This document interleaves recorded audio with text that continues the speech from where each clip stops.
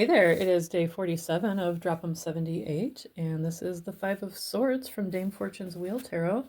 And to quote Hewson from his guidebook for this deck, alas, troubles increase as the swords multiply. This card depicts a destitute and unfortunate person, and it's based on a medieval illustration of a poem called Poem of the Seven Planets, which I had to look up and read out of curiosity. It has a stanza both describing the planet and that planet's children, which are the people born under the influence of that planet, and this is Saturn, one of the children of Saturn. And I'm not going to read it to you because it's super classist and ableist and just mean, but it's also kind of funny in a medieval sort of way. The children of Saturn are described as cold and dry, which makes sense. He's depicted with Capricorn, who's earthy and cold, and Aquarius, who's airy and dry, as far as the humors go. And it basically just looks down upon them for being manual laborers and that they'll probably end up in jail, and says that they are vicious and decrepit. It also describes them as old, which doesn't make sense because people aren't born old, but that probably has to do with the conflation of Saturn, who is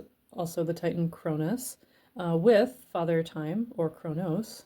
And you'll see in both the Hermit and the Death card their symbols being combined with the Cronus symbols such as the stag and the scythe, because he is a Titan who rules over agriculture, being mixed up with the symbols of Father Time, such as an old man using crutches and an hourglass. So I guess that counts as my detail, but as for definition, Atea saw this as loss, but in the sense of getting smaller, shrinkage, degradation, fading, or destruction, deterioration. And then he just piled on a whole bunch of other unfortunate words like ruin, infamy, and shame, things like that. Reversed, he saw it as a card of grief, spiritual torment, and even funerals.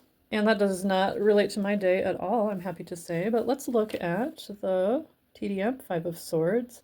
And Yoav Bendov considered this as breaking through some restrictions or overcoming obstacles. So remember, the four represented visually being fenced in and restricted, and this is piercing through that.